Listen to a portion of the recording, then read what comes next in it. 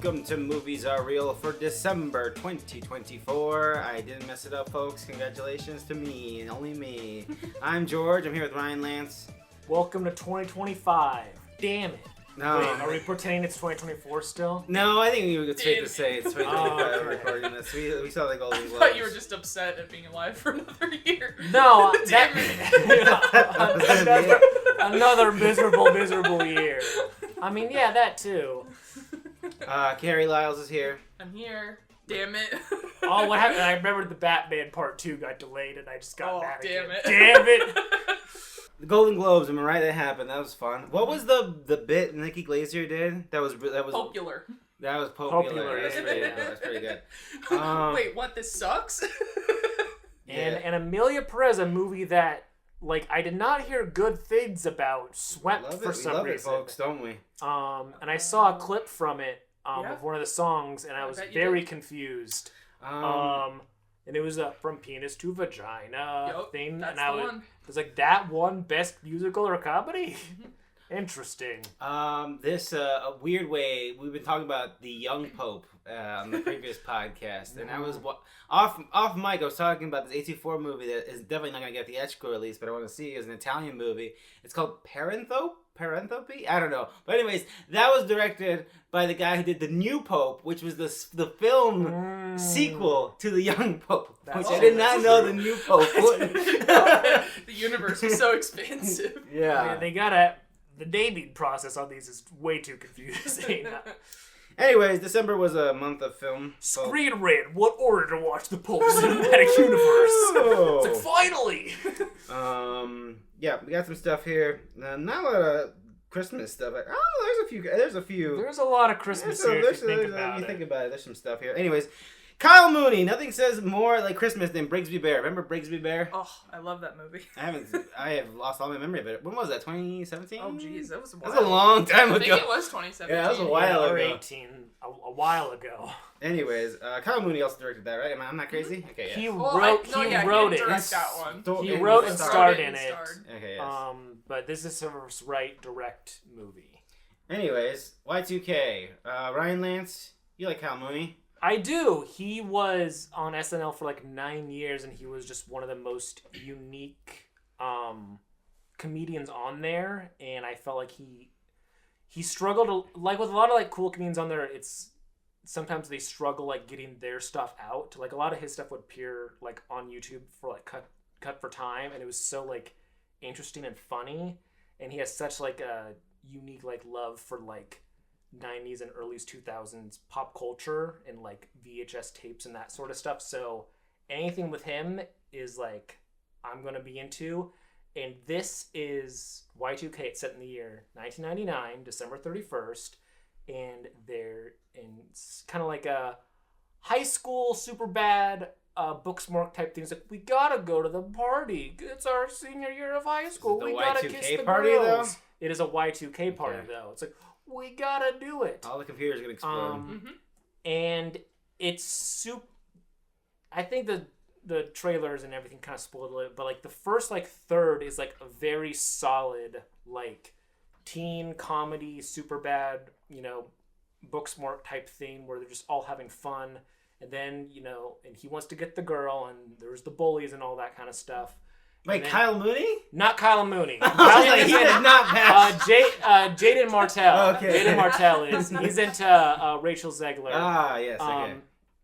And then the new year starts, and the Y2K robot apocalypse happens, and it becomes a comedy horror-esque type of thing where they now have to. I didn't catch this in the trailer at all. Well, that's what happened, and they have to survive the night, and try and stop the robot apocalypse, and people don't like this movie. Yeah, people don't like which is crazy because me and Carrie, I think it dying.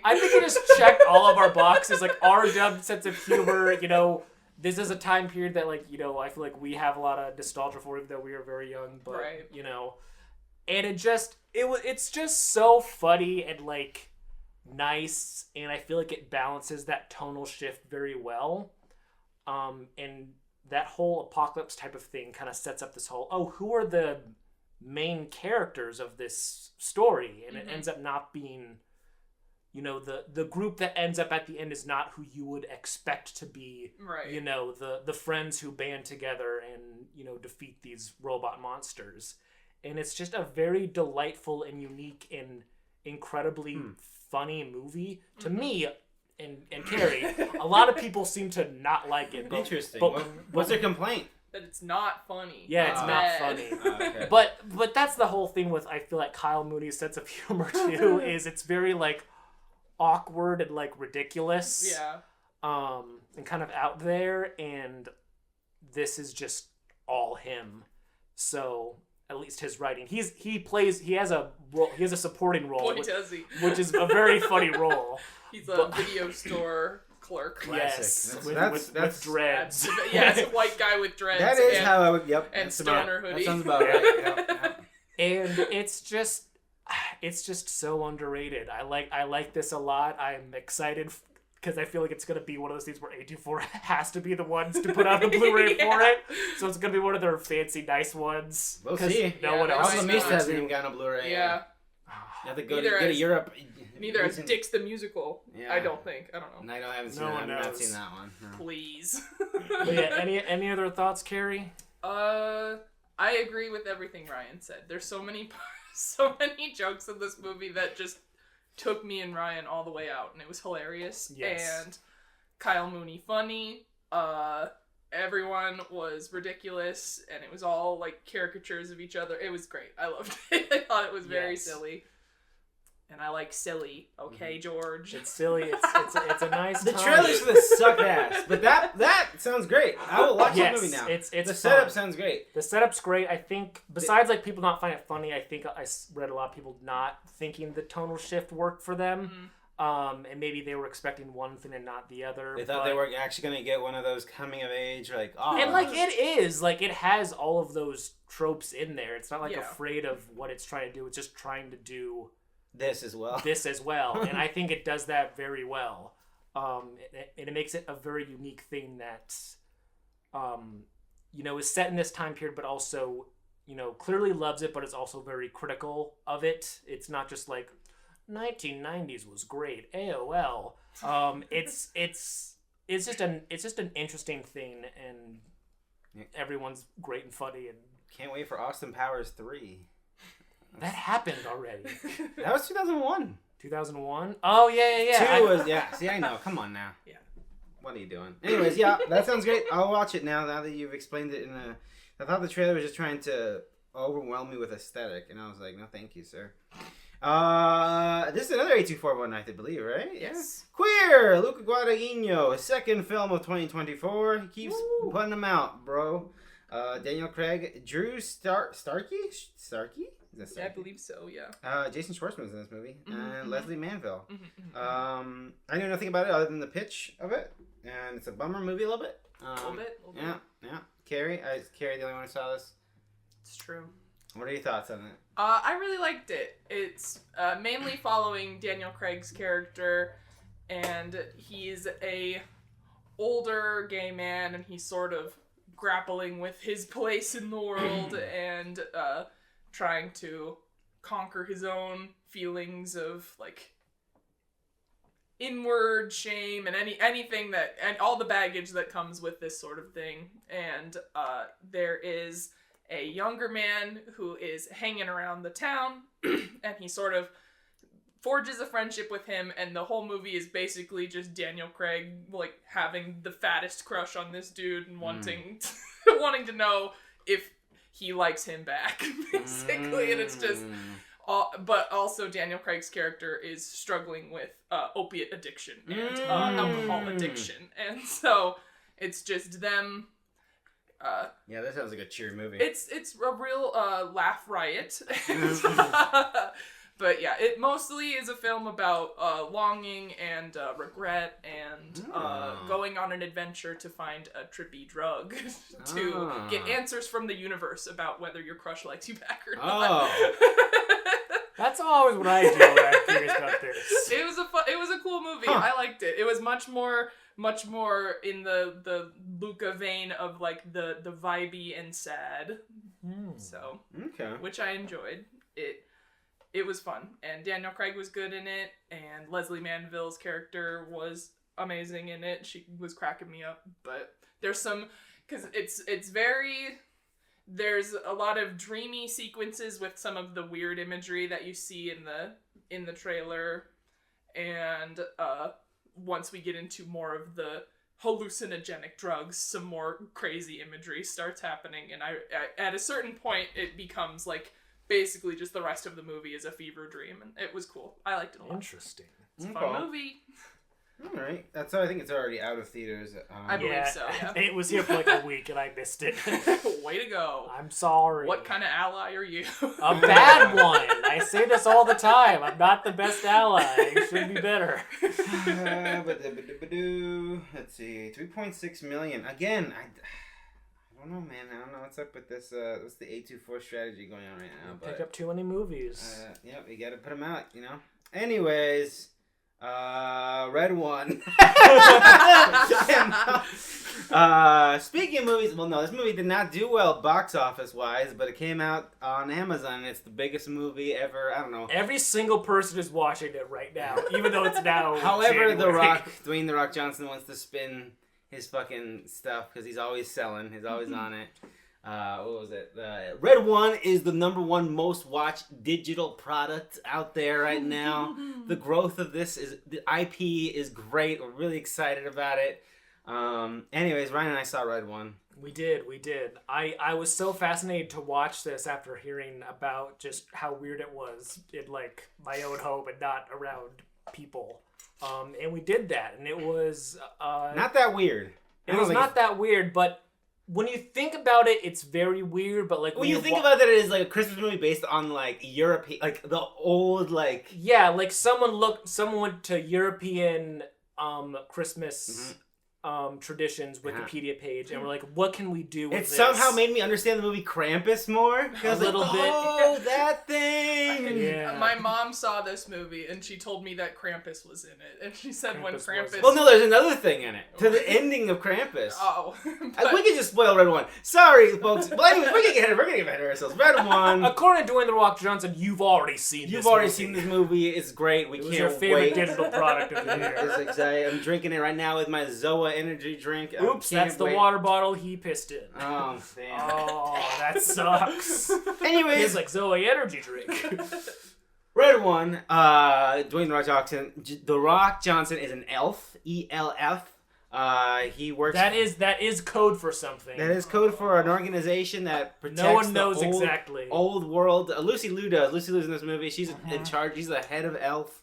J.K. Simmons is Santa Claus, also known as Red One. Yes, he is the Red One. That's his, military code name. When we're talking because they run everything it's run like a military operation. I would just say Santa, and everyone will know what you're talking about. Because there's only ever been one person named Santa. And if someone picked up your radio that you're talking to Santa, be like, that's weird. No one's gonna be like, he's real.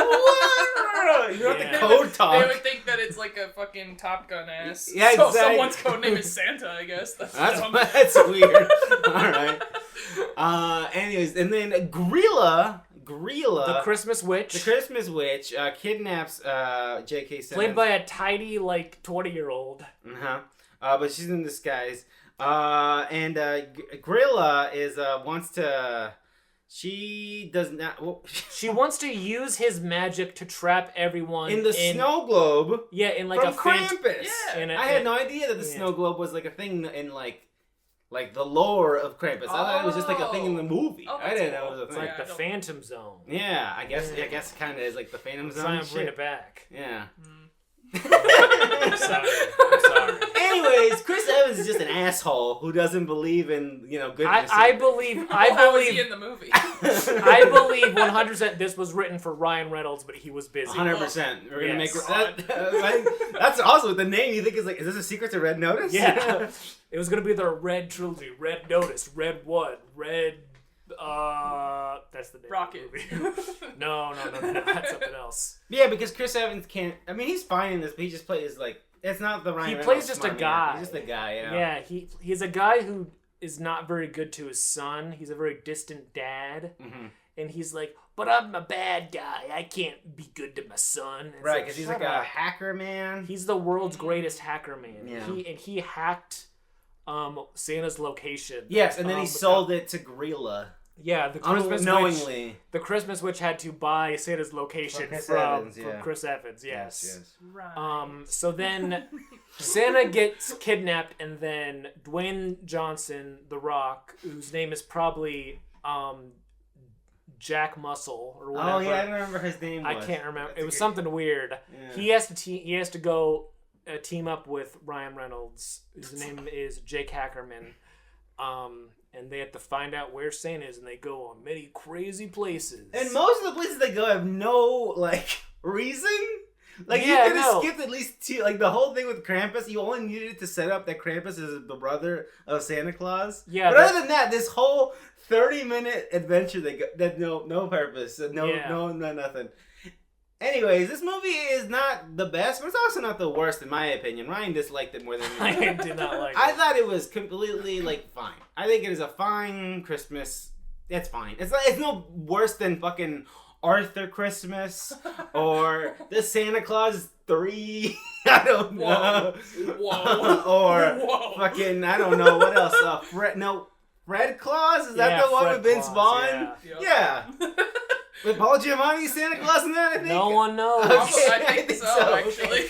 I just pulled that out of my ass. I have no idea. No, you know. Okay. So I don't think it's that much worse than anything else, but the fact that it is a modern movie, and again, I'm sorry, it looks like the film Argyle, which is to say, very bad. Yeah, it looks like bad. it was recorded in someone's fucking, I don't know. It's also it looks bad, but it's like you're in it's like trying to be cool for middle schoolers where Santa's workshop is this, it's always nighttime, and it probably is always nighttime in the North goddamn pole, but it's all this does take place on the night of Christmas Eve. It does take place on the night.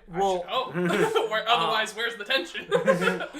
But it's all dark and industrial, and it's just it looks like Wakanda, where it's just it is very Wakanda-like. This sounds so lame. It is. Where's your Christmas There's whimsy? literally a dome like Wakanda. It's covered in the Wakanda dome. Let's have some Christmas whimsy, alright? There's Not not everything has to be badass. Yeah, it's not whimsical. No. Practical magic.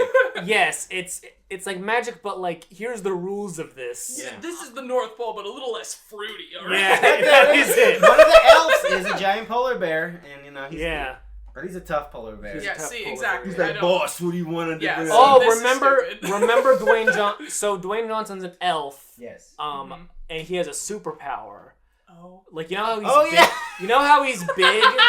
Carrie, you know how Dwayne Johnson's a big man? If he clicks his heels together 3 times, he turns to the size of an elf. That's his power. So Ant-Man's a little bit, and that helps him with maneuverability. Yeah, but it's not that big of a. And he does it only a few times, and he never explains it or goes into any detail Is he the on only it. one that does that, or do Yes, all the elves? he's the only elf of any importance. But at the same time, they have this huge city, and they open up a door, here's all the elves, and there's 12 that of is them the in whimsy. there. The whimsy, which I think is a good idea, is that Santa's workshop is connected to every toy store in the world. Aww. So they could just open a door and arrive to See, I like that. That's I like fun, a Monsters Inc. And toy store North Pole and thing. also with his elf power, the shrink power, because he could grab a Hot Wheel and then turn it into a real car. Yeah. There's a whimsy. Christmas is saying Red One. Watch it And next year. It's whimsy. This year, I guess. But the way they play it is just I said to get a discreet car, and not a cool car, and it's you don't understand. It's you're not explaining this to me. And also, I'm a regular man, and you're being very serious about this silly stuff. And also, Chris Evans is meh, But, yeah. Anyways, I read one. It's whatever. It's a whatever movie. It's not awful. It's whatever. Ryan it sucks. It really sucks. It's just everything that's wrong with TikTok brain rot. I guess. Because I haven't seen Red Notice, but I'm sure it's Red Notice adjacent. It's probably Red Notice adjacent. I bet Argyle's worse though. Maybe. I've only seen 5 minutes of Argyle, and I cannot believe that was a motion picture released by Apple. Just the other day, actually, I was thinking about Argyle, and I told Greg the plot twist of Argyle, and he got mad. And he was like, that fucking sucks. That's like the worst thing you could do.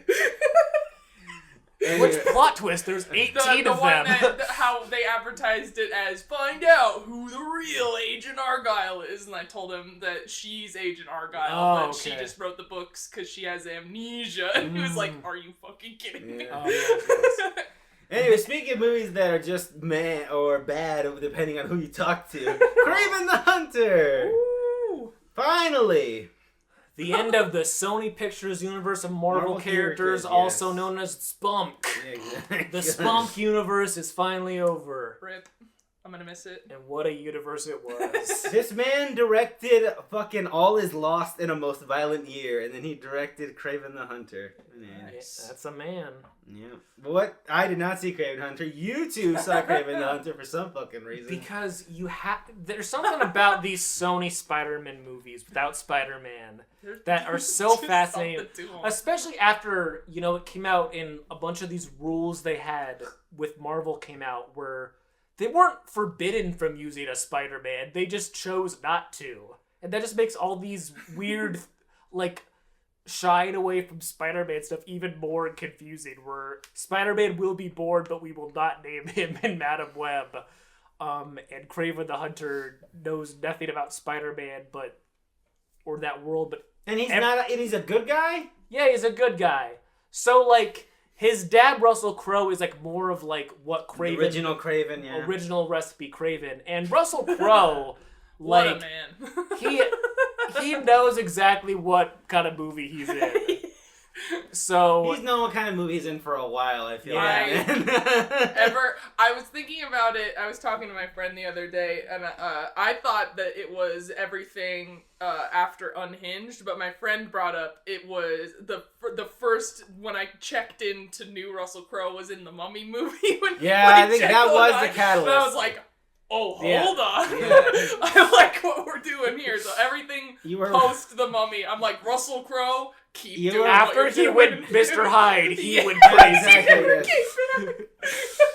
He unlocked something, and I love it. But this movie is, Kraven, Straven Kravenoff, whatever his name is. His dad's like, I want you to kill this big lion. And he's like, you're a mean dad, and I'm not gonna do it. And then he gets mauled by a lion. And then a lady who a little girl who just had to talk with her grandma, who's the African mistress stereotype, which I would hope they would have shied away from that a little bit more than they did, but The Exorcist they went full into it. And she's like, I read your tarot cards and you're gonna need this magic potion. You're gonna need this potion of strength. Yeah, so she's holding this potion of strength and she finds this kid mauled by a lion. Post-mauling. And she gives him the stuff and it heals him, but because the lion's blood got in him, it gave him the power of all the animals of the jungle. Yeah, you remember that animated lion blood drip? Yeah. That was insane. I love how they specifically, he has the power of all the different animals of the jungle, but all he does is climb like Spider-Man, but with a cat. It's so interesting. So then he runs away from his dad and becomes the world's greatest hunter, just called Kraven, and people are like, who's this Kraven? Kraven was Sergei Kravenoff the whole time. It's like, what? Who's this guy who keeps killing people? And what's the conflict? What's the major conflict of Kraven? The Hunter? Someone kidnaps his brother. Yeah. And the guy who kidnaps his brother is the Rhino. Oh. And he has to meet up with his dad again. He's trying to, stop the Rhino and save his brother. Mm-hmm. And it's just not a good movie. It's mostly just boring. It has funny stuff, but it's not it's not actually good like Madam Web. Yeah, no. This is one other thing is people have now that the Spunk has finished, people have like Ranked them. And I see people put Madam Web at the bottom, and it's like, Idiots. No. Idiots. I think this one might be at the bottom. This is the most boring. Because it's like, the worst thing you can be is boring. Yeah, like, Morbius was boring, but it had like... It had Matt Smith doing that fucking dance. Yeah, so that bumps it up a little bit. But like, Madam Web has so much fascinating and funny parts, and like actual good delivery from a real actor. Yeah. Dakota Johnson. So I feel like people are just... They're just stupid. They're just stupid and haters. Yeah. But yeah, it's boring. It's weird. It again tries to like hide away from the Spider-Man stuff. One of my favorite parts is there's someone gives him like a fear toxin thing, and he starts freaking out and seeing a bunch of spiders and like, oh, does he hate Spider-Man because he's afraid of spiders? Like, no. Yeah, I thought that was it, because there's a scene where he sees spiders coming down from the ceiling. He starts freaking the crap out, and I was like, oh, it makes sense if he hates spiders. It's like, no, he doesn't. And then like I was reminded of like a comic panel of him trying to get ready to kill Spider-Man, so he starts eating a fistful of spiders. So that's like, he definitely was not canonically afraid of spiders. Yeah, I don't get it.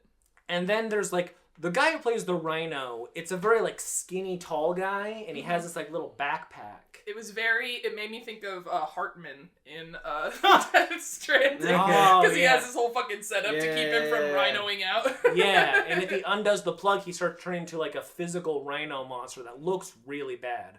There's also a lot of CGI animals in this movie that look really bad. And I don't know what to say. It's just not interesting. I want to talk about my favorite moment from the movie. Please. Because his brother is like the more sensitive one and not the hunter, and he's a singer, but his thing is that he can do really good impressions of people. He's the chameleon, George. Yeah, I always forget that Kraven's brother's the chameleon. I did not know this. Yeah. But the way they introduce this is we go to a lounge where he's singing Sign of the Times by Harry Styles. And I was like, what the fuck? And me and Ryan were both laughing at that. But I didn't get from that he does perfect vocal impressions of people, because I feel like Harry Styles' voice is not the one you would choose to be like, whoa, this guy's really good at impressions. I was like, oh, he sounds like a guy singing a Harry Styles song. You'd think you'd pick because later he does like a Frank Sinatra song or something, and it's like just the Frank Sinatra song. He's like, just mouthing a Frank really Sinatra song. At impressions, but the Harry Styles moment was so confusing because I thought it was just a weird choice, but But in retrospect, I was like, oh, I was supposed to be impressed by how much he sounded like Harry Styles. Yes. But that was a weird move. And at the end, George, he turns evil, and he's like, I went to a guy in New York, and he did this, and he has a chameleon mask. And it's comic accurate to the point where like, it looks terrible. And he's like, I'm the villain now. And Kraven's like, okay. And then they go their separate ways. Yeah, this movie was dumb. Yeah. I like the part where he meets up with the lady again. When they're old. When they're older. And they go to like his little house that his mom was at. His mom died, and that was very traumatic for him. Right. And they do like the same scene twice of like she does a lever and all the stuff comes down, and he's like, whoa. And then like she grabs the thing, is like, I'm an archer. And then like she kills one of the villains later, and then never shows up again. They set it up. Yeah, she picked up a crossbow, and he was like, "Hey, whoa, be careful!" And she's like, "I know what I'm doing." And then she did, because she destroyed someone's face. No. Someone who like I had to look up. There's another villain in there who like I did not know. Like he would take his glasses off, and then like you'd be in like a weird trance thing. Yeah. It's like it was confused. Yeah. Like, does he move fast, or are you like hypnotized? It seems like fast. Yeah, but he was, and they never explained it too, which is weird. So I looked this up. I was like, is that a character they made up? But yeah, he would take his glasses off, and then he'd like be like, whoa, and he's like moving all fast and shit. And they're like, how are you gonna stop this guy? It's like, oh, she's just gonna shoot him with a crossbow from like a really long ways away, and that's just funny. Yeah, that is pretty funny. It is very funny. Well, rest in peace to the Spunk. So the next thing is a Spider-Man movie, right? Like the continuation of the Tom Holland. Tom Holland ones, yeah. And they're doing the Spider Noir show for Prime. With Nicolas Cage? Yeah. Lit. So that's going to be fun because Nicolas Cage is in it. Yeah. Well, God bless him. Eventually they'll finish Spider-Verse. What's our Marvel movie this year? Our multiple? We have multiple. Captain America. Oh, right. How Fourth could I Captain forget about Red American. Thunderbolts and Fantastic Four. Okay, that might be good. We'll see. Fantastic Four looks interesting. We'll see, folks. I'm hoping there's finally a good Fantastic Four movies after the I thought the 10th. first one's fine. The original's fine. I haven't seen it in a decade plus, but I'm sure it's fine. I'm sure Red One Man probably says like he can stretch any part of his body. And everyone's like, there's a lot of that. Those movies have a lot of Jessica Alba being naked, just That's true. It's like, oh, whoa, because like she was the hottest person in the world at that very specific moment in time. I saw Fantastic Four in a movie theater because the tickets for Charlie and the Chocolate Factory were all sold out, and so we watched Fantastic Four. So there you go. Anyways, The End, directed by Joshua Oppenheimer, Michael Shannon, Tilda Swinton. Carrie, you saw this? Finally, a good Oppenheimer movie. Yes, I just watched this last night. It was available to rent digitally, and I rented it right away because I was very excited about it just from the sales pitch of Michael Shannon, Tilda Swinton, End of the World Salt Mines musical. And it was a good movie, but the songs kind of all sound the same. It's I'm not going to be remembering any of these songs. It's a very pretty movie. It's a little long, a little too long. But Michael Shannon puts on a little silly outfit with a little stripy jacket and a little lipstick and does a little dance. So, for me, it makes the movie worthwhile. There's a few numbers where Michael Shannon's dancing around. Tilda Swinton has a few numbers. But the one dude, not the George McKay, something McKay. Adam McKay is in this movie. Not Adam McKay. George McKay is an okay singer. There's another girl who's a pretty good singer. But Tilda Swinton and Michael Shannon, God love them, I don't think that they are, known for their singing. But they sound fine, but it sounds fine because there's a lot of pitch correction happening, and my ears hate that when I notice it, and it's very noticeable. So I will not be bumping the soundtrack to this movie, but it's good. It's basically, since I didn't really say, the plot is that we're like 25 years after the environmental crash of the universe, and this affluent family was able to go into this big bunker in these salt mines, and the setting is gorgeous. Like when they're just walking around inside the mines in these big caves, they look like ice caves, and they have this whole like mansion down there basically, and their son is with them, and he like doesn't have a lot of memories of the outside world. I don't even remember if he was actually ever, I don't know, but they encounter a girl who was trying to escape with her family, and her family didn't make it, but she made it, and she makes it into their bunker somehow, and so now they have this girl living with them, and they're trying to welcome her in, but they're also like really stringent about their rules and the way they do things. But it's a fun movie. It's an interesting watch. I would recommend it. A lot of people aren't big fans, and I don't know how much I would ever like rewatch it, but I love Michael Shannon's one of my favorite actors. Tilda Swinton's one of my favorite actors, so it's hard to say no to that. Yeah. This sounds like a little, you feel a little bit higher than I felt about Rumors, but it's like, it's a middle movie. Like, it's a fine movie. Yeah. Like, it doesn't do anything. It has good actors. It looks pretty. It's totally fine. It looks amazing. And I've heard that this director's documentaries are really, really, really good. So maybe give those a check as well. Okay, that's the end. The end. Quick note. But not the end of this podcast. No, yeah. Quick note. We got more after this. Kraven the Hunter. Back on Kraven the Hunter. Back to a real movie. Aaron Taylor Johnson on a lot of movies this year. Yeah. He was in Nosferatu, which we'll talk about. He's going to be in 28 years later. Mm-hmm. He's going to be in that. He was in The Fall Guy. He was in The Fall Guy, yeah. So that's all I got to say about that. Sonic the Hedgehog 3. The third Sonic the Hedgehog film. Not following Knuckles and Sonic the Hedgehog 2. Knuckles, a TV show. Let's talk about that. I was going to say, I almost put that on the list. I was like, maybe George wants to talk about Knuckles is pretty good. Also, produced and directed. So, I forget his name. You're wondering when you're watching Sonic the Hedgehog 3, is that the guy from the Lonely Island as one of the henchmen in Sonic the Hedgehog 3 for 1 second? Why is he in this? It's because he directed an episode of Knuckles and was a writer on Knuckles. And Knuckles, pretty good. Anyways. Gotta say, did not notice that man. I did. I was like, is that guy? Yorma? I think it so, was yeah. Yorma, Yeah, he's one of like the guys like in the camera place where he's looking at Shadow. Yeah. This guy's never... Anyways, Shadow the Hedgehog. He's in this movie, folks. Finally. Remember last podcast where Carrie called him Knuckles? That was embarrassing. We can't forget gotta bring that up again. Anyway. Greg was pissed at that as well.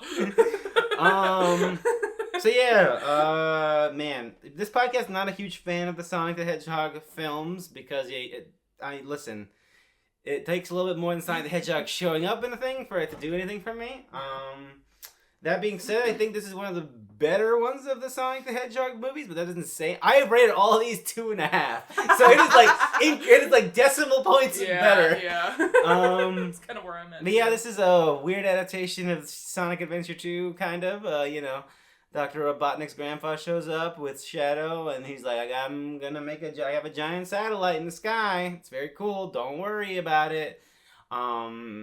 In the game, it's a giant lizard. There's a lizard. There's a giant lizard. There's no giant lizard in this movie. Because it's for cowards. So anyways, I don't know. Shadow the Hedgehog and Sonic fight. Live and Learn plays. But only for a little bit. Here's my complaint with this movie. I have a theory that the producers and creators of this were cowards and they decided to not make it as cool and as anime Dragon Ball Z hype because the kids would fucking lose their goddamn minds. Because they cut it so much. There's also a part where Sonic and everyone fall out of a helicopter and City Escape is not playing. That is weird, yeah. But he does do the thing like, no, blah, blah, blah, blah, I'm out of here. Yeah. But, anyways.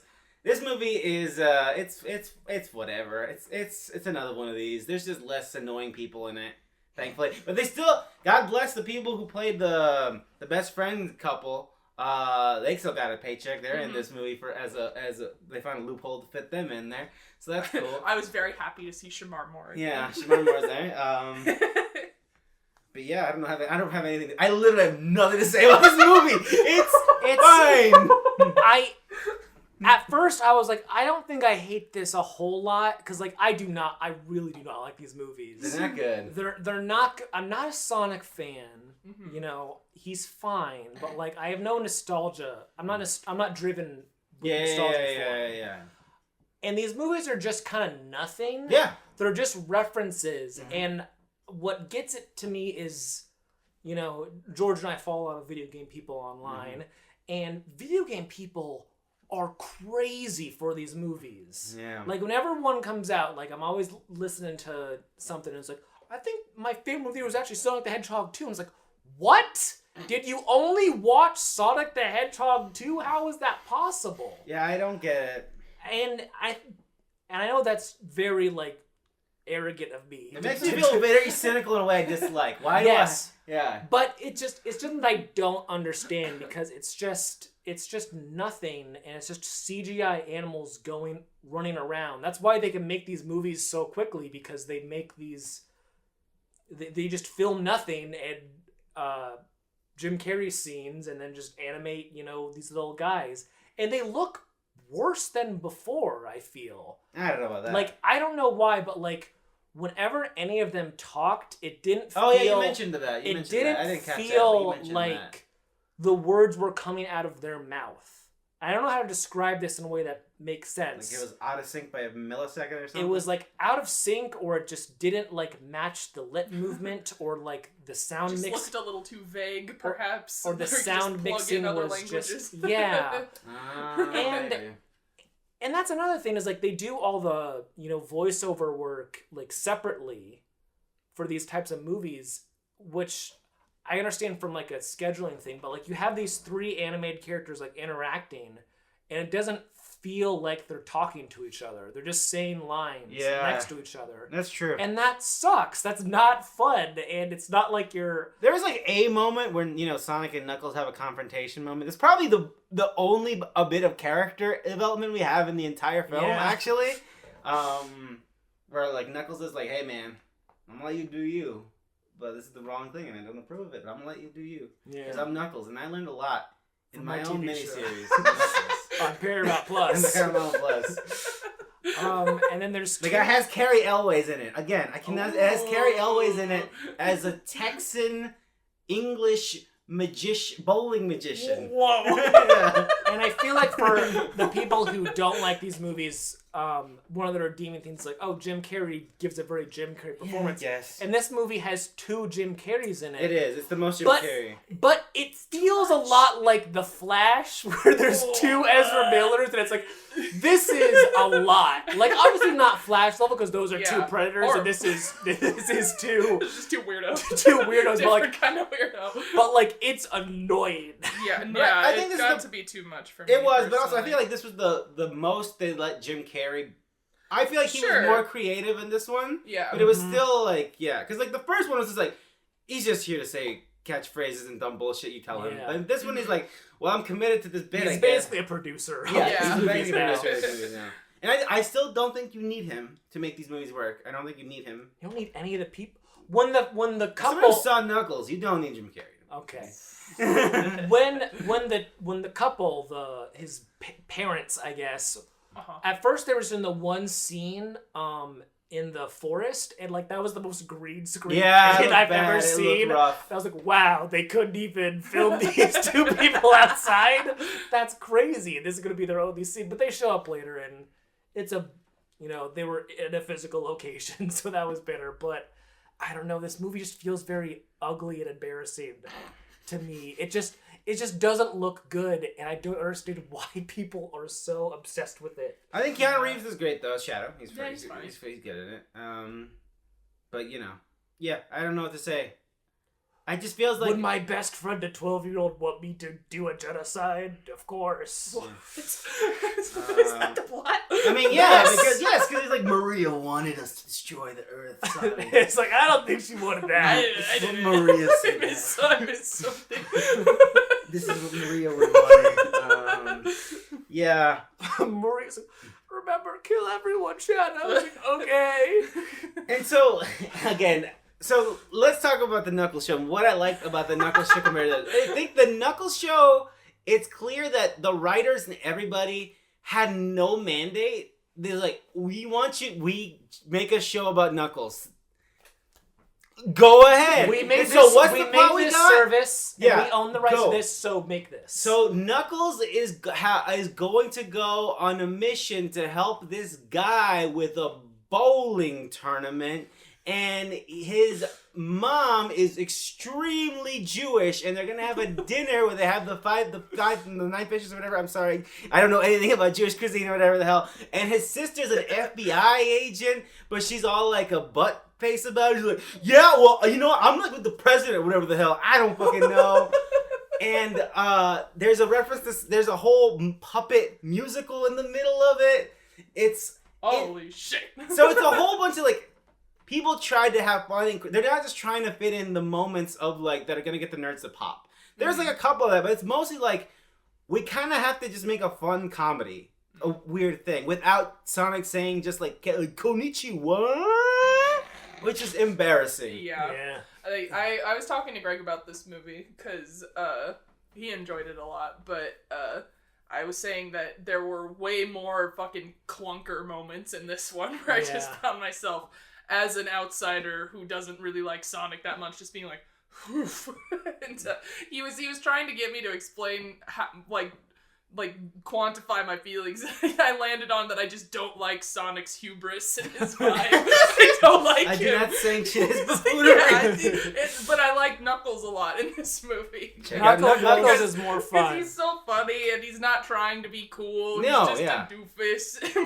And I genuinely loved the part where we find out that Knuckles is scared of ghosts and he was really afraid of watching Casper the Friendly Ghost. And then he goes, there is no such thing as a friendly ghost. You should check out Knuckles. I just might. But I agree. Like Sonic has always had like he's kind of an annoying Boy Scout character. Yeah. Everything around Sonic is cool. Sonic the Hedgehog himself as a character, there's nothing there. Yeah. Where even Shadow is interesting just because, I don't know, he's not obnoxiously cool trying so hard. Anyways, this seems to be a character fucking dissection of Sonic the Hedgehog.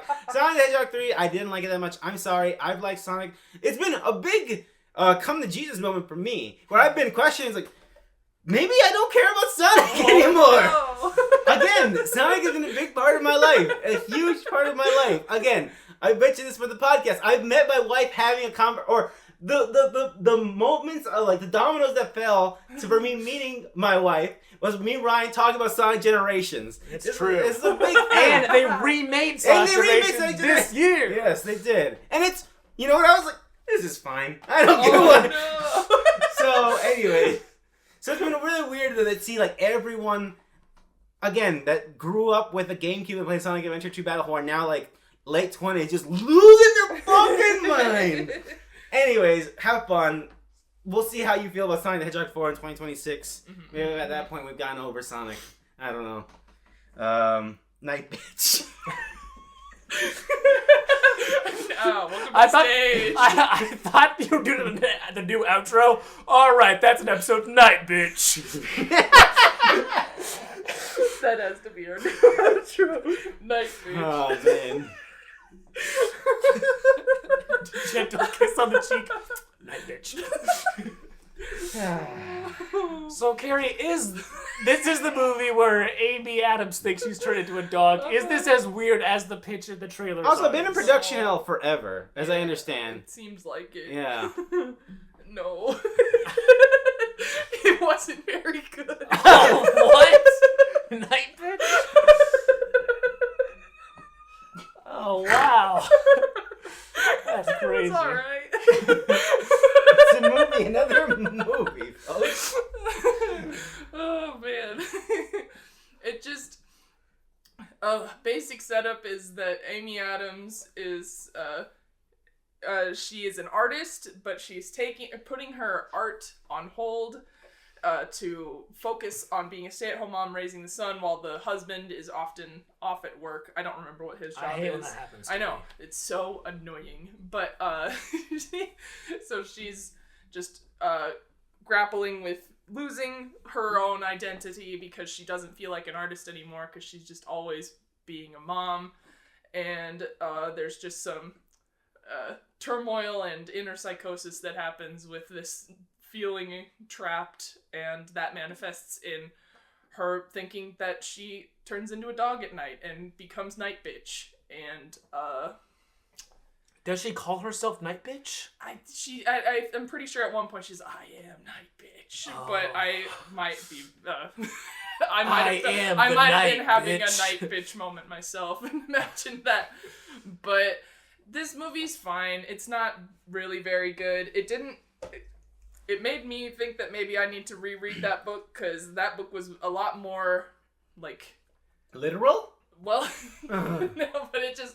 When I was reading the book, it felt more, like, unnerving, but this just felt more, girl...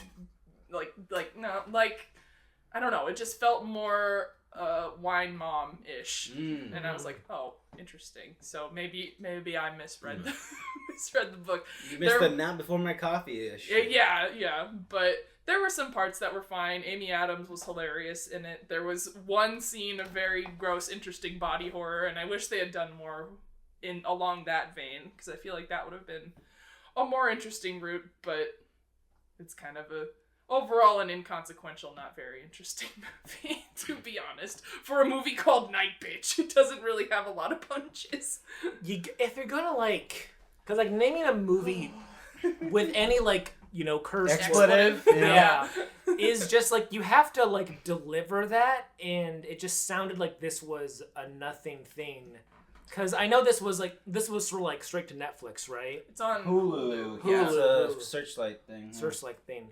Because, like, if you're going to name something with, you know, a word like that, like, I feel like theaters are a little like, ugh. Right. I know, because I know there's been some things before where they've censored stuff. I remember there was like something. There was a movie with like the name Satanic in it, and I saw a lot of places like just took that out. Oh, interesting.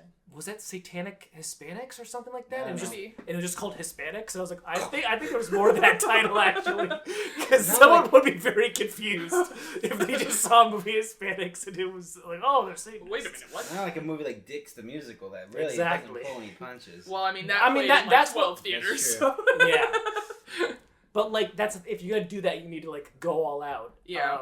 And Amy Adams is someone who I feel like would go all out, Yeah. but Maybe it's that loophole because since she's talking about a dog, it's not I a see what curse you're word saying, yeah. because it's bitch like a dog. Interesting. So maybe that Like has Dick some sort Richard, you know? Of, yeah, No. exactly. Richard the musical. Richard, sorry. Anyways, was that all you gotta say about Nightbitch? Nightbitch is fine. It's not a bad movie. It's just it's something that you put on Hulu, I'd say. If you like Amy Adams a lot. I do like Amy Adams. Well, She's maybe pretty you good. gotta check I it liked out, her in maybe. Talladega Nights, Yes. which was there like you her go. first big, I think, like, yeah. who was she in Talladega Nights? She's the lady who's like, Ricky Bobby, you just gotta go there, and Oh, you gotta fucking yes. assassinate No, that's okay. Ryan. That's okay. That's okay. As Amy, Oh, yeah. I was really She's channeling the- Amy Adams. And she's Talladega the- Nights. Whoa, she's whoa, the- George, you're being a night bitch right now. She's the assistant, Yes, right? yes. Okay, Yeah, that's it. Yeah. It's a Anyways. wild podcast. Crazy. Speaking of Nightbitch, Baby Girl, directed by Halina Region. This was the Bodies. Yes, directed by which I assume I was did not know maybe that. her like I can make this. All right, now let me pitch you on the thing I really want to make. I was like, yeah. Nicole Kidman, Harris Dickinson, Antonio Banderas, Sophie Wilde is in this. Nicole Kidman plays a CEO girl boss lady. Who has some unmet desires, unmet needs in her relationship with Antonio Banderas that's really getting in the way of every moment of her life. And then Harris Dickinson shows up with his cookies and stuff, and things go a little bit crazy, a little bit wacky. Nicole Kidman starts having an affair with this intern who is played by Harris Dickinson, and she realizes that I guess that she's into like the sort of sub-dom sort of thing. Mm-hmm. And this movie is fucking fantastic. I love this movie so much. It is exactly what I wanted, which is what the tagline for the fucking movie was, which is this Christmas get exactly what you want, and I did. This is a great erotic thriller. It's really smart. It's shot beautifully. It has incredible moments of like, I don't know, just a lot of these movies. I feel like the erotic thriller is great at making iconic visual moments, and this movie has plenty of those. Great performances all around. Great music choices. I love this movie. It's exactly what I wanted. It's big fan. Gary? Mm-hmm. I agree. This movie was awesome. It's fun. Yeah, Fun Nicole movie. Kidman was great. I really enjoyed Harris Dickinson's performance because he plays it like he's just a goofus the entire time. Which is why it works, I think. It's so good because he's just so unassuming and he seems like a dumbass. Yeah. It's great. Yeah. It's so, and the music in this movie is insane. Oh my god, music's incredible. Oh my god. Man, there's so many moments in this movie that are so fun. Yeah. And But yeah, I think it there's I guess I don't want to spoil it, but the ending is a big reason like why it works, I think, because the end of the movie is very much like, by the way, what Nicole Kidman is doing here is not good and girl boss and cool. Just so you know. Okay. Good. Okay. We're going to have a happy ending, but just so you know. Don't do this. Not cool. But it looks kind of fun. But yeah, it has a lot of, and again, like the relationship between Nicole Kidman and Harris Dickinson when they're trying to make this work, where, I mean, it wouldn't be like it's not like a romance novel where we have two personalities. We have a person have a CEO who's just like, she cannot get to that. But I was like, are you fucking... No, shut the fuck up. What are you talking about? And he's like, do you want to do this or not? Come on, what do you want? And she's like, all right, goddamn. Which, again, I think it works. It's like, how the fuck does this even... Yeah, it's awkward. It's really awkward. Mm-hmm. It's really good. But yeah, love this movie. It's in my top 5. Mainly because it's the exact smut that I love of movies where it's just like...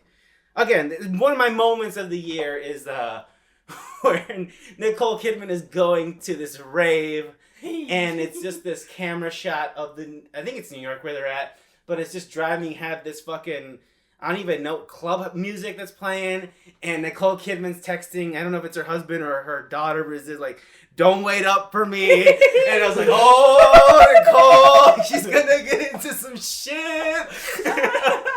It's great.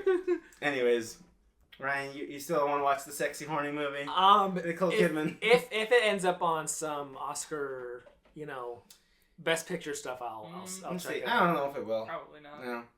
But it is a reminder that Nicole Kidman is still Nicole Kidman. Goddamn. Yeah. There's a reason she's in the AMC ads. I guess that was what my letter about. She is not kidding. Where she loves this shit. It is also weird that it does feel like decades later. It feels like a spiritual sequel to Eyes Wide Shut with the Christmas theme and but instead of Tom Cruise being like, oh, my wife doesn't want. I just want to get boned, but I can't because I'm so short and stupid. Exactly. Stupid. Yeah, exactly. Yeah, Baby Girl. It is what it says on the tin, and I think it does a good job of delivering what it's meant out to do. Pretty good stuff. Nosferatu. Robert Eggers, he's back, folks. With, I guess, a cast of, apart from Willem Dafoe, his second choice. With Bill Skarsgård, Willem Dafoe, Lily Rose Depp, Nicholas Hoult, Aaron Taylor Johnson, Ralph Ineson in this. But thank God. Yeah. It's been how long? When was The Northman? Was that COVID or pre-COVID? I think that was like right after COVID. Yeah, that was 2021 or 2022. I think it was 2022. Yeah. I don't know. Okay. Because he's been knocking them out, and I think he said he already knows what his next thing's gonna be. Mm-hmm. And Willem Dafoe's gonna be in it as Anderson. I mean, I assume so. I need to rewatch The Lighthouse. Good. Correct. Yeah. Ryan, you want to set up Nosferatu? Dracula's Sure. heard of it, Bram Stoker, but not really. Legally not Bram Stoker Dracula. It is Dracula. If you've seen a Dracula or read the book, it is that story. Nicholas Hoult goes to visit a weird guy in Castle who wants to move to, his town in jolly old England. His wife's being a little weird. She's seeing some stuff, and he's like, "That's fine." He goes there, and horrible monster man. Immediately, it's not even like. Again, spoilers for Nosferatu, I guess, for the vibes, but it's not like fucking Francis Ford Coppola's like, okay, it's a little weird. This guy's a little eccentric, but I can get down with it. Or like I felt like immediately like, you are late. Yeah, exactly. I hate you. I think, Carrie, you and I both watched the Werner Herzog Nosferatu. And that one, he just looks like a pale guy. He's just like a guy. You can't just be like, this could just be like a sickly man. I don't know what people look like in this country of Transylvania. It could be anything. Yeah, I don't want to say anything off color. I don't know. But this is like one of the worst looking guys you've ever seen. Who has just like bad energy. So then he attacks him, and then he goes to Europe and does a whole bunch of trouble. And it's very good, but like it is a very authentic, 19th century Gothic literature thing. Hell yeah, dude. Which is very fun for the people who are into that. I watched this Christmas Day. I felt my audience not super enjoyed it or think it'd be something different. Which I don't know what you were expecting. I don't know what you were expecting. How many dads in your theater leaned over and been like, we should have gone to see that Bob Dylan movie, goddamn. There was probably one weird dad. Now that's how it's done. The cool dad, the woke dad. But I like this a lot. I want to watch it again just because I'll tell this story here again, I guess. But like, I was sitting next to someone who was talking to a friend the whole time, and The entire theater, I was enthralled by them because they had 4 refills of their giant popcorn and like 3 refills of their giant soda, and I was just like, what the hell is going? It's Christmas. Did you not eat today? And he never went to the bathroom. This might be a sad story, Ryan. You don't know. It was his Christmas. So he only listen. If I eat one of those things of popcorn, I am dead for the evening. 4? That is not healthy. And wow, just shaming people at the movie. 4 things of like. You're not gonna get me on board with that argument. I could house like 10 of those fucking things of popcorn. And then also this whole time I like and throw like, is he gonna get another popcorn? There's also just a crunch, just non-stop. And once he's done, it's like, ticket, more popcorn, please. What the hell's going on? It's like, you can't pay attention because you're eating popcorn. I bet on that guy's podcast, he's talking about how nice the young gentleman he sat next to him. Unjudgmental was. Non-judgmental, sweet young man. Yeah, no, he was probably like, not enough tits. He was one of those guys. I can feel the energy. It's not horny enough. I will say that on this movie. It's not Francis Ford Coppola's, But yeah. Yeah, this is Dracula. It's Dracula. It is Dracula, and it's a very good Dracula. It might be my favorite Dracula adaptation. It's hard to tell, but it helps when like it looks so good, and you have a Dracula or a Nosferatu who looks so like the rats. Looks lots of great rats. I like the part where he was on that boat. They should make a whole movie about that. That would have been great.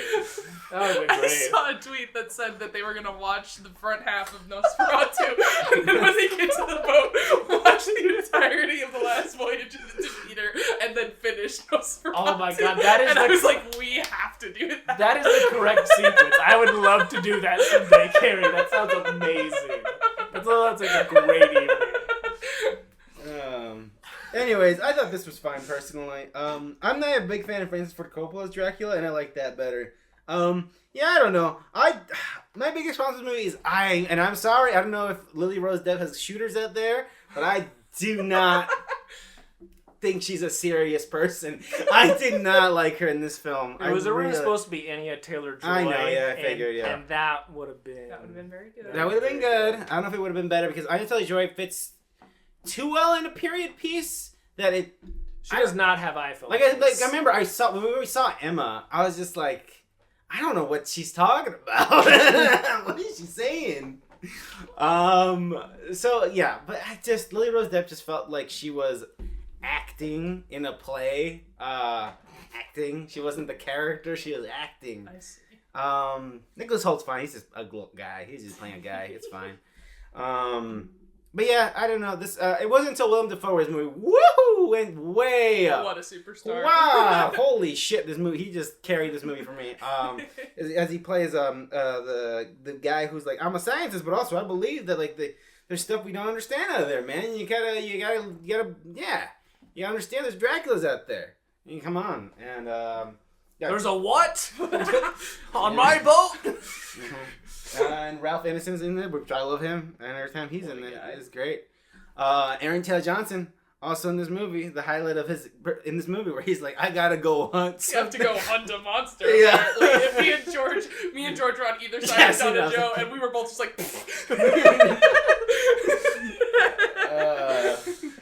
Yeah, Carrie, what'd you think of Nosferatu? I thought it was a banger, masterpiece. Loved it. I thought Lily Rose was fine, but it might just be because she was doing the whole possession bit that everyone's been doing ever since Possession became available on Shudder. Yeah, you know, right? Everyone's like, "Whoa, what is this? Let's do that now!" So I'm always gonna love a woman thrashing around being insane. Yeah, it's a C-tier thrash in my opinion. Well, I appreciate that Robert Eggers made her watch Possession and be like, okay. Exactly. This is what we're all doing now. But yeah, I liked it a lot. I really liked how it looked. It's so gorgeous. And I told George beforehand that I had seen tweets of the clip that was titled Bill Skarsgård's Nosferatu voice revealed, and I didn't watch it because I was like, I want to be surprised. And then he starts talking, he's just like, welcome to my castle. I'm like, what is this? That's the other thing. I did not care for it. Bill What was your thought about his mustache? The mustache was very funny. I mean, it made Just sense. everything about it, I did not. I just remember, like, I would see Reddit posts like, Bill Skarsgård Nosferatu appearance leaked, and I was like, I'm gonna wait. And then it's like, whoa, this is like, it's not like that's bad, but like it was not crazy. what I expected. Yeah. He just looks He's like like- somebody who was on the Demeter. He's Maybe like he was he's on like the hairless Demeter. and skinless, but Yeah. he has this amazing mustache. Maybe he stole it from someone. Oh, Just, that's- And an uncircumcised penis. Hell yeah, brother. He's hanging dong in this Yeah. movie, dude. No ass cheeks. No just, cheeks, just just hole. dick.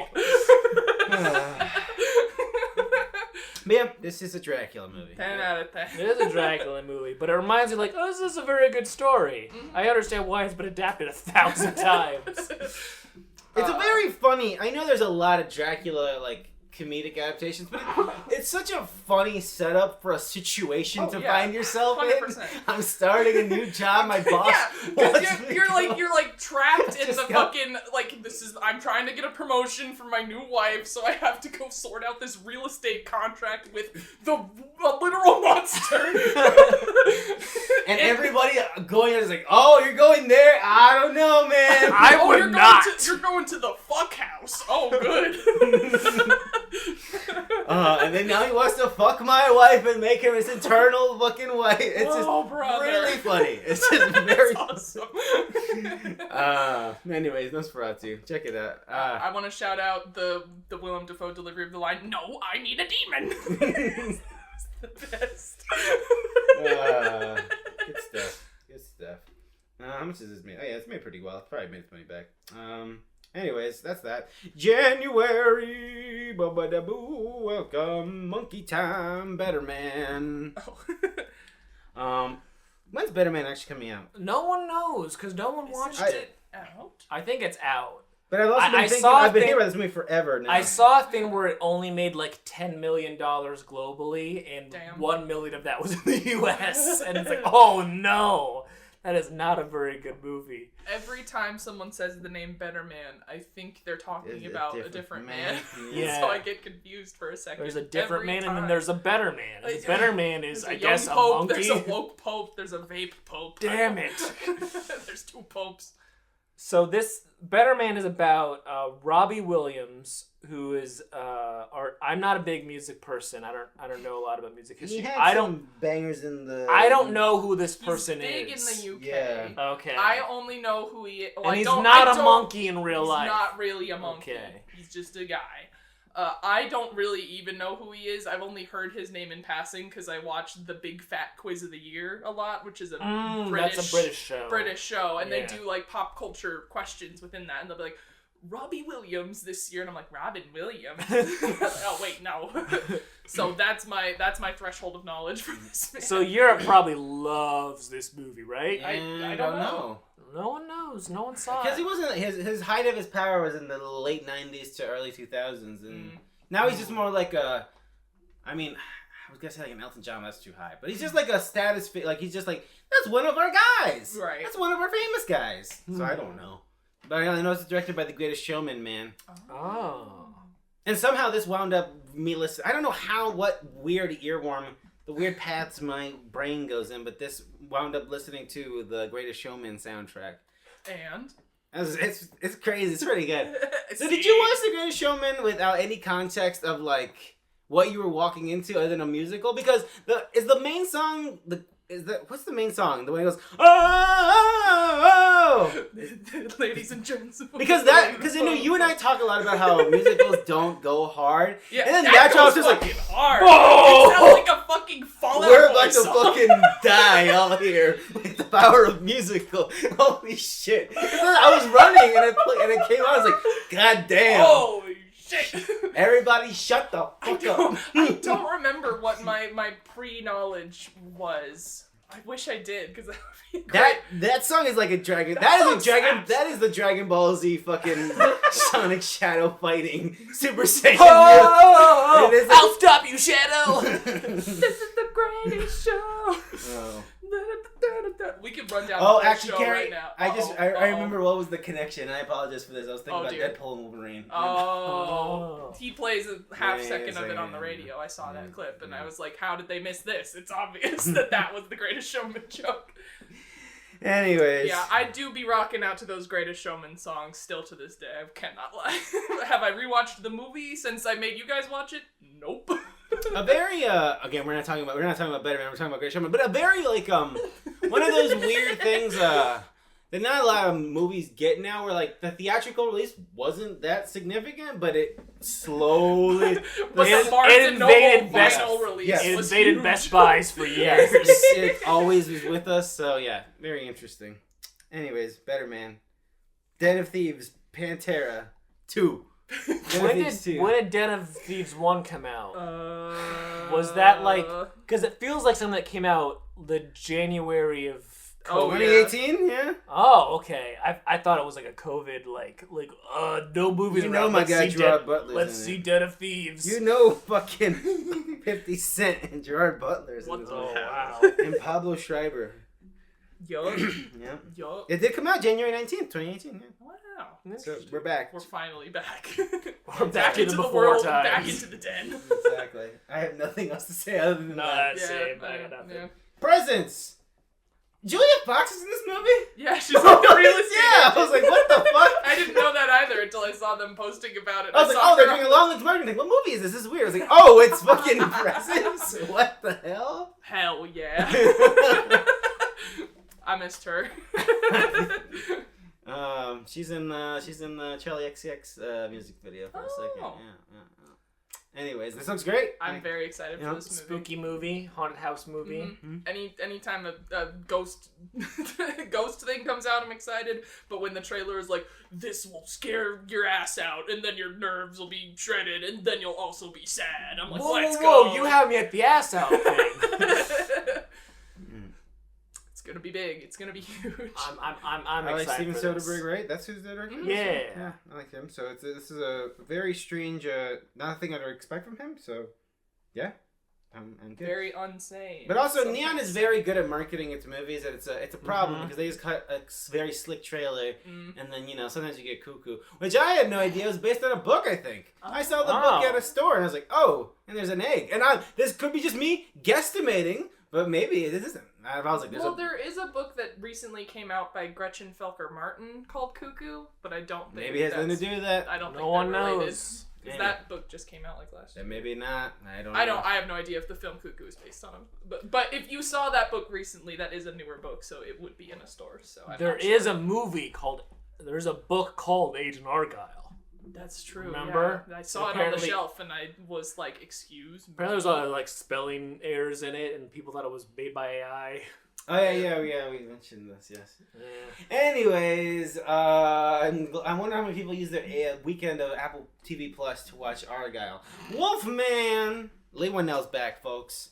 Your favorite Australian horror guy who has a very bad American accent when he's acting is back with his new movie. I'm sweating about this one, folks. I have no idea where it's gonna go. I was excited at first because at first this was pitched by Ryan Gosling. This was a movie pitch that he pitched to Blumhouse or Universal, and he's like, "What if a man was turned into a wolf?"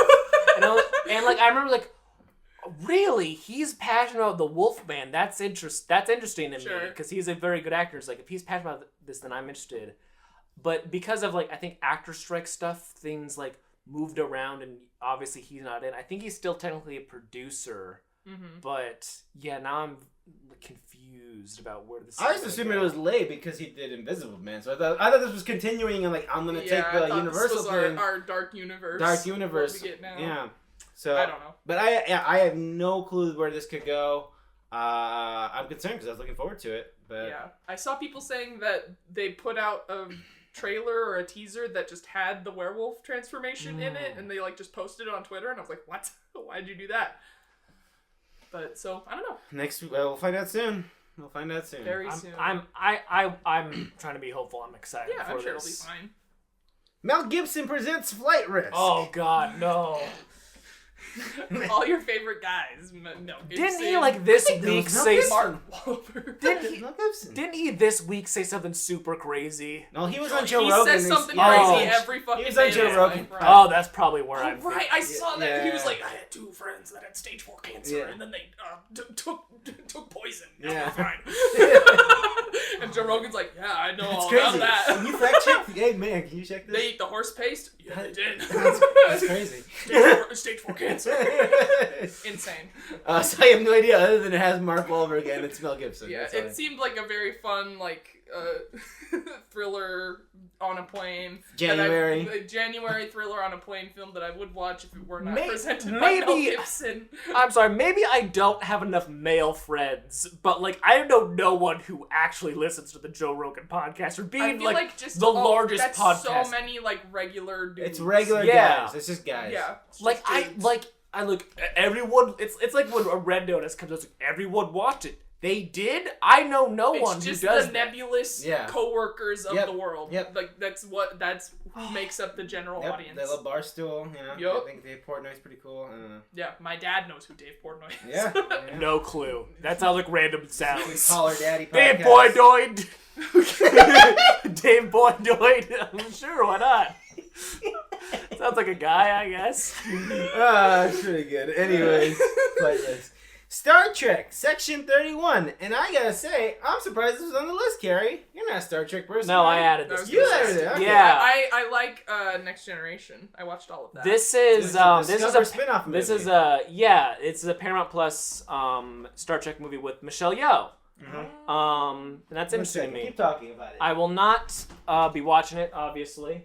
I think George is as left to inform his wife of Star Trek. Oh, we gotta get Donna Joe on the podcast. We have a special guest here. We have her. She's protesting, folks. You know, she didn't want to share her knowledge of Star Trek with us. But Yeah, there's a dog in the room is a now. dog. This is a dog. I think George tried to get his wife, who was a Star Trek fan, but ended up getting a dog. And when I started just talking about the description out loud, I was like, "What the fuck is this?" She was like, "Oh, hey, I know who that is." But anyways, so are you gonna actually watch this, Ryan? No. Oh, you It was, said it was just a notable movie. you're It's a just Star- marketing behalf of Paramount Plus. Well, this is Paramount for the world, and it's a Star Trek That thing, which I is feel true. like people This is the care 14th about. Star Trek film. It's true. Yeah. Anyways, but yes, they understand it's a spin-off. It's going to be a big trend. It was going to be a series and then it became a movie. Big trend happening nowadays. It's Michelle Yeoh's the Negaverse, alternate verse. I don't know anything about Star Trek, folks. Well, if only there was somebody who could. Getting Michelle Yeoh on a Star Trek thing, I feel like would be a bigger thing, but I'm not. She's in the seeing a lot of- series. She's in the series. This is her character. This is the Negaverse Oh, okay. of her character. I don't know. The Federation has it's like a Mission Impossible sort of dealie. I don't know. Anyways. Screamboat. Did you put this, Carrie? I put this. You put this here. Yeah. Okay, great. Carrie, you're so much better than Ryan. You know? Why the fuck is this on this list? I don't Because know it's what a this is. This Some is Mickey Mouse fucking Oh. bullshit. yeah. This is the first. No, this isn't the first. This is the second. There's another one called Mousetrap, a Mickey Mouse this horror is the movie. Steamboat How Willie dare thing. you use Gore Verbinski's Mouse Hunt? Mouse Hunt. That's Mouse Hunt, my bad. Anyways. But this is just but this one's notable because the guy who plays Art plays Steamboat Steamboat David Willie. Howard Thornton. Yeah, Yes, I can't remember his name. Yes. But Art yeah, the Clown. this is probably not gonna be very good. But it's interesting that they got Art to play Mickey Mouse. Did he also play the Grinch? He was in The Mean One. Oh yes, the mean one, yeah. Good for him. Yeah. I also watched a movie that he was in that came out last year called Stream, which was like a about pissing. no, it's not about pissing, Brian. Okay, cool. God. It was like a sort of a basically it's a hotel that's being live streamed, and unbeknownst to the people staying there, there's this game happening with all these competitors trying to kill all the people in the hotel in the most creative ways. Was it any good? It was fine. It Oh, was very much a this has a lot of horror cameos, Yep. and it's funny. Tim Curry was in it. he was in the mid-credits scene. But that's why I watched it. I'll be honest. God, I hate this poster so much. Though. It's a very. It's one of those. It's you know exactly. It's what one it of is. those voodoo folks. It's too long, and it's got some clever kills in it. It's fine. Yeah. Anyways, are you actually watching Screamboat though, Ryan? Probably not. Okay. I just added it because it might be chaotic. Dogman Dogman is getting a This is movie another out. Ryan original. I have no This idea what this is not the Luc Besson film. No. starring Caleb, whatever the hell. So Captain Underpants, the Dave comic. Pilkey, I think his name. Dave Pilkey. This is another series of him. He had a series called Dogman. I think this was. I didn't read these as a kid. I don't know if you did, George. I read Captain Underpants, but Dogman's been relatively recent. Yeah, Dogman's more recent. Although when I went to Costco, there was 1,000 Dogman books Dogman's in a recent, bundle. So it's like, okay, these are I clearly wonder if they're still very doing popular. Fliporama. I would assume so. But yeah, now the people who made Captain Underpants are doing a Dogman. Captain Underpants is good. The interesting thing I about haven't seen Dogman that yet. is It's a that good movie. it's not a dog who's a cop. No. It's like a RoboCop situation where it's a man who's a dog cop. Yes, I think they put a dog head on a man's body. Is that it? Yes, yeah. It's not And a dog. then they give him a It's gun. not a dog cop. It's a dog cop. And then they give him a gun. Go wild, You're gonna be baby! a bad motherfucker. And they kills a whole Fly, bunch of people. Johnny. RoboCop, check it out. It's a great movie. Oh yeah, Ryan doesn't like RoboCop. That's a shame. Well, I'm sorry. yeah. Well, Ryan also sucks. So. Yeah, it's all valid. It's all valid. Anyways, I've heard only good things about the Captain Underpants, and this is this DreamWorks? I think so. Yeah. Yeah, I think so. I assume they got the rights to all of his stuff. Yeah. Anyways, Love Me. This is the Stephen Yeun Christian Stewart movie yeah. where Stephen Yeun plays a satellite and Kristen Stewart plays a Bowie. Me and Greg watched this trailer and we were both kind of like, oh man. Yeah, I kind of. I And I haven't was seen like, the trailer I for can't this. wait for this to be Ryan's new favorite movie of all time. Yes. If I didn't, I shouldn't have seen the trailer for this because I was like, I'm not watching the trailer. I am going in blind, That's good. baby. Good idea. Good idea. I'm going in blind, baby. I love Stephen Yeun. Everyone knows how I feel about Kristen Stewart, so I am all in, baby. Play that Bowie. Play that satellite. Let's go. Nope. Right. We'll see. It's from the. Y'all laughed at me. The Then folks who we're all talking about it a year later, like best movie End of the year. I'm like, you know what? Love Me was actually the most surprising film of the year. y'all laughed at me when I said the Bowie movie would be great. I'm not saying it'll be great. I'm just saying I'm going to be watching it That's immediately. totally fair. This is the movie. This is the movie with Jack Quaid and the lady from Heretic. Exactly. Yes. I got it. Red, I hope Letter, this is good. Red Letter Media alum Jack Quaid. Jack Quaid, yes. And this is the Barbarian. From the Twisted Mind. Minds Okay, behind we need to track this down. What do they mean when they say that? That's not the Whitest Kids You Know guy, is it? Yes, he was in Whitest Kids You Know. But is it the same Is guy? that the guy who's working on Companion? Or are they Yeah. just saying a guy who was in the same room while we were making Barbarian? From a producer of The Walking Dead. Yeah, exactly. No, I think it's the same director as Barbarian. George, you can fact check That's that. it. But But it's not. It's some guy who Oh. made a Tenacious D music video. Oh, hell yeah. Okay. And Fred, it was a writer for Fred 3. But you know, you gotta do work. You know? Very twisted. Gotta get So again, who was in the room? How twisted are we talking? Listen, Yes, it is a producer from Barbarian. 100%. the trend continues. So there you go. From the twisted mind of the producer who watched The Walking Dead. Whoa! I love that for way. us. This looks He knows interesting. what he's talking But yeah, this about. looks good. Yeah, it looks like a good Also, movie. I guess some fucking horror movie with Dylan Sprouse, and this is the poster, and this is ridiculous. I've seen that poster before. I've never seen that in my life. I can't take Oh. that shit seriously. Are you kidding me? That looks pretty twisted. But I like Jack Quaid. Jack Quaid's nice. He's a nice young He's man. a nice young man. I like that lady in Heretic. The lady in Heretic's So, very yeah, good. sure. She's very good in Yellow Jackets. All those ladies are in that show. all the- I think there's like 2 popular ladies that are in that Emma show. Purnell's in that? Yeah, that's the other Is one. that the other one? That's the other popular one. Okay, yeah. maybe that's it. I think those are the only two that are popping off. Besides the older ladies. Yeah, they're all who were already established. They were already ladies. established. Yeah. Yeah. Christina Ricci. Yeah. Is already, Like, you guys hear about this lady? Yeah. Anyways. She should play Wednesday. I do think there was a lot of young people that probably discovered Christina Ricci through that show. Yeah. Anyways. Oh, that's January, folks. No night swim level of thing this year. That we know about. We haven't seen Wolfman yet. I fear we won't have another legendary run like we had last year of Night Swim, Imaginary, Tarot. It's tough. It was incredible. Holy hell. The thing was with those movies, you never know until the month before. We still don't know when The Strangers Chapter 2 is coming out. No. No. How is that not January? No one knows what it was. It was supposed to come out last year. I'm still on the edge of my seat from that mid-credits scene. Just 2025. No one knows. Oh, the strangers are back? You don't say. Yeah. April 2025 is what Wikipedia says, but how can you trust the Wikipedia? How long can it take to make a movie of someone standing in the back of a room while someone else plays the piano or something? I think they're done. I think they're like, oh, why did we film 3 of these at once? What do we do? Is anyone gonna buy it from us? No. Oh no. Yeah, that's exactly what happened. Actually, can we do direct to DVD? We can't. Oh no. Well, we really messed up. Making a series on Peacock. We split it up into 3 episodes. To be called, they said sure, but only on chapter 3, so we gotta figure something out. Anyways, yeah, it's January, folks. There's some stuff there. I just hope Wolfman's good. That's my hope for it. Anyways, it's a big watch.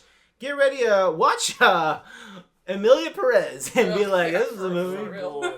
Yeah, watch that so you can gain some opinions about Emilia Perez, but it definitely is not going to show up in the Oscars. Which we're going to need, apparently. I guess, yeah. I really hope I don't have to watch that movie for the Oscars. I think I was thinking about for our end of the year. I was like, should I? Because I've noticed that our worst movie category, the more we've gotten softer. So like we don't. I mean, I don't seek out bad movies anymore. Yeah. So I don't watch Borderlands. I don't watch fucking what's another bad movie that came out. Maybe we should do our homework. That's what I was thinking. I was like, maybe I watch Borderlands. It's harder to do that, like, you know, by yourself. Like, when I watch Rebel Moon Part 2 by myself, it's like, this sucks. I am not having fun.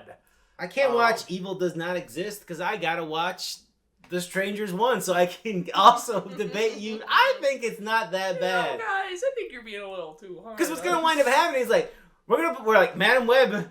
I mean, that can't be No, Madam Web's not going to be worse than you. No. That's what we're working with at the pool. Excuse me? No, Madam Web. We're not doing Night Swim either, George. Please. Madam Web's going to go on Best Surprise. And it's going to win. I'm sorry. Oh, man. Anyways, Ryan Lance, if folks wanted to see your review of Emilia Perez. I guess you can go to letterboxd.com/filmpiece. That is me. That is where I watch the movies. Variety put The End on their worst movies of 2020. What the hell? Interesting. Yeah. I don't think it's that bad. I mean, if you don't They also put Lisa Frankenstein on this list. No. What's their address? Listen, I'm sure the 80-year-old man who wrote that for Variety is like, oh, get it. But, like, Lisa Frankenstein is a good movie. Is it still number 1 on your list, Carrie? Of course. Okay. I'm just saying, because I know there was some other stuff you really liked this. You like Wicked. Like Harold and the Purple Crayon. That's another movie you gotta watch too. I am never going to watch that movie. They will tear my fingers off one by I'll one. draw new ones with my No. I will endure horrible torture before I watch that movie. And that is like outside of like who that person has become like in real life. It's like people didn't watch Shazam 2. I'm gonna become a fucking Nazi apparently. Gonna be on Joe Rogan next. Absolutely insane. Oh, Argyle. Do I need to watch Argyle? No. I mean, probably not. I mean, I think we... Most boring. Like, I didn't hate art. Like, it's bad, but I didn't hate it. But it was... I really like Sam You need to watch Rockwell. Uglies. Yeah. I don't know why you made an adaptation of Uglies in the year of our Lord 2024. See, I tried to read those books when it was like age appropriate for me to read those books, and I got like a page in, and I was like, no, I don't think so. But that I don't remember a goddamn thing. So, Carrie, if folks want to see the movies you're watching that are not Amelia Perez, you can find me on Letterboxd just by searching my first name, Carrie, Karrie. Yeah. We did also Megalopolis will probably win. I think that'll just win. That. I went to my best, That movie my stinky. year ranked, and I had Megalopolis last. I was like, oh, yep, that's gonna be the winner. Anyways, you can find me at jcruzalvarez26, where I don't know. You'll talk about movies, I bet. Yeah, probably. Yeah. Yeah. That's a huge shame. Yeah, someone should stop it. Anyways, we should instead have like guys on this podcast, and we should just talk about our thoughts and feelings that are crazy. Well, let's go. Yeah. I saw Sky Captain in the World of Tomorrow. Crazy! That was crazy. They're putting bees in the drinking water. Can we fact check that? That's crazy. No, we cannot. Oh, that's crazy. Grok told me that there are lots of bees. They're making a spiritual successor to the Beekeeper called Working Man. Grok told me you That's could real, re-circumcise someone. Can we look into that? Can we look into that? Because I need that. Wait, like I need what? that. Yeah. I need to be re-circumcised. Cut that and edit. I think earlier in the podcast, Carrie gave a clean read of I agree with Ryan, so we can smush those together. Anyways, until next time, bye-bye.